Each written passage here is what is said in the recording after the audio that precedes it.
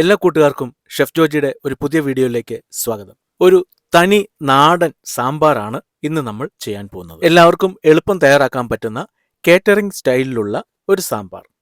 അപ്പോൾ വീഡിയോയിലേക്ക് പോകുന്നതിന് മുമ്പ് ആദ്യമായിട്ടാണ് നിങ്ങൾ ഈ ചാനൽ കാണുന്നതെങ്കിൽ സബ്സ്ക്രൈബ് ചെയ്യാൻ മറക്കരുത്. അതുപോലെ വീഡിയോ ഇഷ്ടപ്പെട്ടാൽ ഷെയർ ചെയ്യാനും കമൻറ്റ് ചെയ്യാനും ലൈക്ക് ചെയ്യാനും മറക്കരുത്. അതുപോലെ പഴയ ഒരുപാട് വീഡിയോകൾ ചാനലിൽ കിടപ്പുണ്ട്, അതും എല്ലാം കാണുവാനായിട്ട് ശ്രമിക്കുക. അപ്പോൾ നമുക്ക് വീഡിയോയിലേക്ക് പോകാം.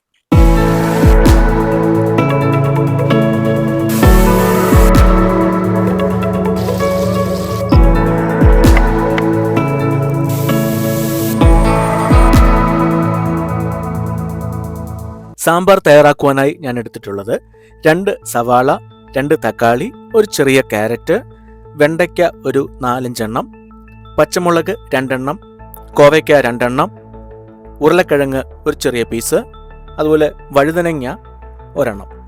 കത്രിക്കയാണ് സാധാരണ സാമ്പാറിന് ചേർക്കേണ്ടതെങ്കിലും എൻ്റെ കയ്യിൽ കത്രിക്ക ഇല്ലാത്തതുകൊണ്ട് വഴുതനങ്ങ. അതുപോലെ മുരിങ്ങയ്ക്കയും ഒരു ചെറിയ പീസ് എടുത്തിട്ടുണ്ട്. മുരിങ്ങയ്ക്കയും എൻ്റെ കയ്യിൽ ഇച്ചിരി വലിപ്പം കൂടിയ മുരിങ്ങയ്ക്കയാണ് കിട്ടിയത്. ഇനി ഇതെല്ലാം കൂടി സാമ്പാറിൻ്റെ പരുവത്തിനുള്ള കഷണങ്ങളാക്കി അരിഞ്ഞെടുക്കാം. ഇനി പരിപ്പ് വേവിച്ചെടുക്കുവാനായിട്ട് ഒരു കുക്കർ എടുക്കാം. അതിലേക്ക് 1/2 കപ്പ് തുവരപ്പരിപ്പ് ഇട്ടിട്ടുണ്ട്.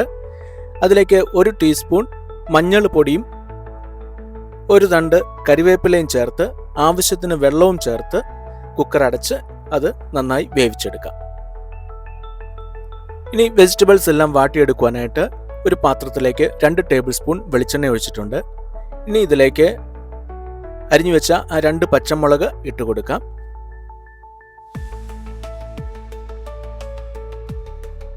ഇനി സവാളയും കൂടി ചേർത്ത് ഇതൊന്ന് ചെറുതായിട്ട് വഴറ്റിയെടുക്കാം. ഇനി മുരിങ്ങക്കായ കൂടി ഇതിനോട് കൂടെ ചേർത്ത് അതൊന്ന് വാട്ടിയെടുക്കാം.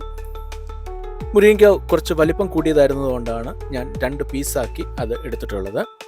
അതുപോലെ മുരിങ്ങയ്ക്ക വേകുവാനായിട്ടും കൂടുതൽ സമയമെടുക്കും, അതുകൊണ്ടാണ് ആദ്യം തന്നെ ഈ സവാളയുടെ ഒക്കെ ഒപ്പം തന്നെ അത് വാട്ടുവാനായിട്ട് എടുത്തത്. ഇനി ബാക്കിയുള്ള വെജിറ്റബിൾ കൂടി ഇതിൻ്റെ കൂടെ നമുക്ക് ചേർത്ത് കൊടുക്കാം. ഉരുളക്കിഴങ്ങ്, ക്യാരറ്റ്, കോവയ്ക്കായ്, വഴുതനങ്ങ. ഇനി ഇത് നന്നായിട്ടൊന്ന് വാട്ടിയെടുക്കാം. ഇത് ചെറിയ തീയിൽ ഒന്ന് അടച്ചു വെച്ച് ചെയ്യുവാണെങ്കിൽ പെട്ടെന്ന് തന്നെ എല്ലാം ഒന്ന് വഴങ്ങി കിട്ടും. ഈ ഒരു പരുവാകുമ്പോഴത്തേക്കിന് ഇതിലേക്ക് വെണ്ടയ്ക്ക കൂടി ചേർത്ത് നമുക്ക് വഴറ്റിയെടുക്കാം.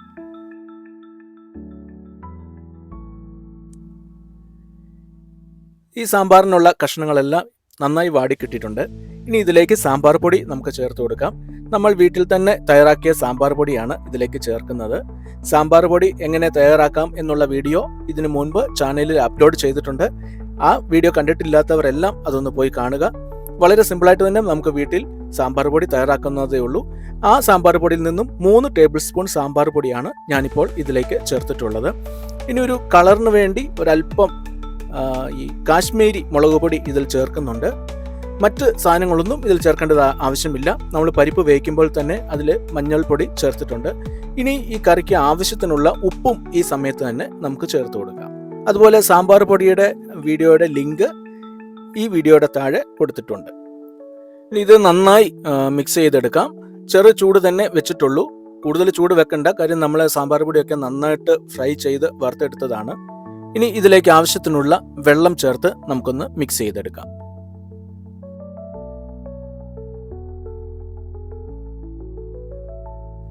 ഇത് തിളച്ച് വരുമ്പോഴത്തേക്കിന് അരിഞ്ഞു വെച്ചിരിക്കുന്ന തക്കാളി കൂടി നമുക്ക് ഇതിൽ ചേർത്ത് അതൊന്ന് നന്നായിട്ട് മിക്സ് ചെയ്ത് കൊടുക്കാം. എന്നിട്ട് ഈ പാത്രം അടച്ചു വെച്ച് നമുക്ക് ഈ സാമ്പാർ ബോയിൽ ചെയ്തെടുക്കാം. ഏകദേശം ഒരു 5 മുതൽ 8 മിനിറ്റ് കൊണ്ട് ഇത് ബോയിലായി കിട്ടും. നമ്മൾ കുക്കറിൽ ബോയിൽ ചെയ്യാൻ വെച്ചിരുന്ന പരിപ്പ് നന്നായി വെന്ത് കിട്ടിയിട്ടുണ്ട്. ഇപ്പോൾ സാമ്പാർ കഷ്ണങ്ങളെല്ലാം നന്നായിട്ട് വെന്തിട്ടുണ്ട്. ഇനി ഇതിലേക്ക് നമ്മൾ വേവിച്ചു വെച്ചിരിക്കുന്ന പരിപ്പ് ചേർത്ത് കൊടുക്കാം. അതുപോലെ ഒരു 10 ഗ്രാമോളം വാളംപുളി വെള്ളത്തിൽ മിക്സ് ചെയ്തെടുത്തത്, പിഴിഞ്ഞെടുത്തത്, അതും ഇതിലേക്ക് ചേർത്ത് കൊടുക്കാം. ഇനി ഇത് നന്നായിട്ടൊന്ന് മിക്സ് ചെയ്തിട്ട് ഒരു 2 മിനിറ്റ് കൂടി അടച്ചു വെച്ച് ഒന്ന് ബോയിൽ ചെയ്തെടുക്കാം. ഇപ്പോൾ സാമ്പാർ നന്നായിട്ട് വെന്തിട്ടുണ്ട്. ഇനി ഇത് ഉപ്പൊക്കെ നോക്കി ആവശ്യമെങ്കിൽ ഉപ്പ് ചേർത്ത് കൊടുക്കാം. ഇനി തീ ഓഫ് ചെയ്തതിന് ശേഷം അല്പം ഉലുവാപ്പൊടി ഇതിൻ്റെ മുകളിലേക്ക് ചേർത്ത് കൊടുക്കുന്നുണ്ട്. ഏകദേശം ഒരു 1/4 ടീസ്പൂൺ ഉലുവാപ്പൊടി ഞാൻ ചേർത്തിട്ടുണ്ട്. ഇനിയും അരിഞ്ഞു വെച്ചിരിക്കുന്ന ഒരല്പം മല്ലിയിലയും കൂടി ഇതിലേക്ക് ചേർത്തു. ഇനി ഇതൊന്ന് നന്നായിട്ടൊന്ന് മിക്സ് ചെയ്ത് കൊടുക്കാം. ഇനി ഇതിലേക്ക് നമുക്ക് കടുക് താളിച്ച് ചേർക്കേണ്ടതായിട്ടുണ്ട്. അതിനായിട്ട് ഒരു പാൻ ചൂടാകുമ്പോൾ അതിലേക്ക് ഒരു 2 ടേബിൾ സ്പൂൺ വെളിച്ചെണ്ണ ഒഴിച്ചു കൊടുക്കാം. എണ്ണ ചൂടാകുമ്പോഴത്തേക്കിന് അതിലേക്ക് 1 ടീസ്പൂൺ കടുക് ചേർത്ത് കൊടുക്കാം. കടുക് പൊട്ടി വരുമ്പോൾ ഒരു 1/4 ടീസ്പൂൺ ഉലുവയും കൂടി ചേർക്കാം. ഇനി ഒരു വറ്റൽമുളക് 2 എണ്ണം ഇതിലേക്ക് പൊട്ടിച്ചിട്ടിട്ടുണ്ട്. കറിവേപ്പിലയും ഒരു 2 ഇതൾ ചേർത്തിട്ടുണ്ട്. ഇനി അരിഞ്ഞു വെച്ചിരിക്കുന്ന ചെറിയുള്ളി ഒരു 4 or 5 ചെറിയുള്ളി ചെറുതായിട്ട് അരിഞ്ഞിട്ട് ഇതിലേക്ക് ചേർക്കാം. ഇതെല്ലാം കൂടി നന്നായിട്ടൊന്ന് റോസ്റ്റാക്കി എടുക്കാം. ഇപ്പോൾ ഈ താളിപ്പ് നന്നായിട്ട് ഫ്രൈ ആയി വന്നിട്ടുണ്ട്. ഈ സമയം തീ ഓഫ് ചെയ്തതിന് ശേഷം അല്പം കായപ്പൊടി ഇതിലേക്ക് ചേർത്ത് കൊടുക്കാം. ഈ സമയത്ത് കായപ്പൊടി ചേർക്കുകയാണെങ്കിൽ നല്ല ഫ്ലേവർ ആയിരിക്കും നമുക്ക് ലഭിക്കുക. കാരണം ഇത് നമ്മൾ വറുത്ത് ചേർക്കുകയല്ലല്ലോ, ആ പൊടിയാണ് ചേർക്കുന്നത്. ഇനി ഇത് ഈ സാമ്പാറിലേക്ക് ഈ താളിപ്പ് ചേർത്ത് കൊടുക്കാം. ഇനി ഇത് നന്നായിട്ടൊന്ന് മിക്സ് ചെയ്തതിന് ശേഷം ഒരു 15 മിനിറ്റോളം നേരം അടച്ചു വെക്കാം. അതിനുശേഷം ഉപയോഗിക്കാം. ഇപ്പോൾ ഒരു അടിപൊളി തനി നാടൻ സാമ്പാർ കറി റെഡിയായി കഴിഞ്ഞു. നല്ല കൊഴുപ്പൊക്കെ ഉണ്ട്, നല്ല ടേസ്റ്റ് ഉണ്ട്. നമ്മൾ വീട്ടിൽ തന്നെ തയ്യാറാക്കിയ സാമ്പാർ പൊടിയാണ് നമ്മൾ ചേർത്തിട്ടുള്ളത്. നമ്മൾ ഒരുപാട് സാധനങ്ങൾ അതിൻ്റെ അകത്ത് ചേർത്തിട്ടുണ്ട്. അതുകൊണ്ട് തന്നെ ഈ കറിയിൽ മറ്റുള്ള പൊടികളൊന്നും ചേർക്കേണ്ടതായിട്ട് വരുന്നില്ല.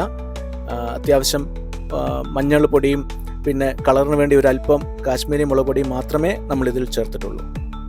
അപ്പോൾ ഈ വീഡിയോ നിങ്ങൾക്ക് എല്ലാവർക്കും ഇഷ്ടപ്പെട്ടു എന്ന് കരുതുന്നു. ഇഷ്ടപ്പെട്ടുവെങ്കിൽ ലൈക്ക് ചെയ്യാനും കമൻറ്റ് ചെയ്യാനും ഷെയർ ചെയ്യാനും മറക്കരുത്. അപ്പോൾ പുതിയൊരു വീഡിയോയുമായി ഉടൻ തന്നെ വരുന്നതായിരിക്കും. അതുവരേക്കും ബൈ ബൈ.